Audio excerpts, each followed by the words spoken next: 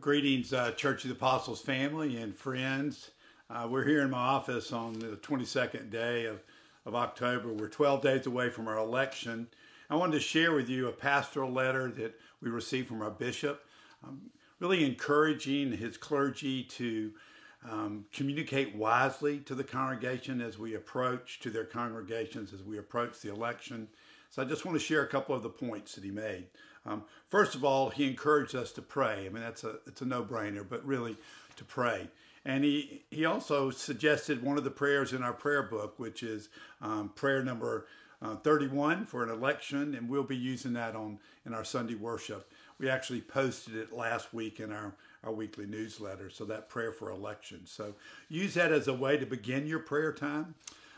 The second thing that he encouraged us to do was to share a letter written by another one of our clergy over in Thomasville, Georgia, and I'd like to share a couple of those points with you.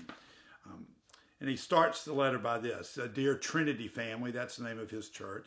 The Reverend John Wesley, an Anglican priest, founder of the Methodist movement, wrote on October 6, 1774, and he made the following entry in his journal.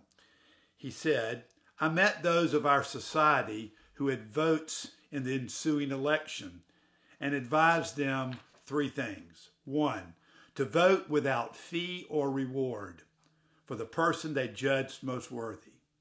To vote without fee or reward for the person they judged most worthy. In other words, he was saying, vote not what's best for us, but what's best for our nation. Number two, to speak no evil of the person they voted against. To speak no evil of the person they voted against. And the third advice, to take care their spirits were not sharpened against those that voted on the other side. I know this is our Bishop Neil's heart. I know it's my heart and Mark's heart and the rest of your staff's heart that we as a congregation who might find ourselves on opposite sides of this election, that we would not sharpen our spirits against one another. And so I would offer one more thing. Read Romans 12, chapter 12. Make that part of your listening to the Lord. Pray the opening collect that I suggested, and then meditate on Romans 12. And the last thing I would say to you, if you've already made your decision about who you're voting for, which my guess is most of us have, then get off of social media. Don't listen to any of the more political debates. You've made your decision. All it will do is either anger you or, as the third point said, sharpen your spirits against those who disagree.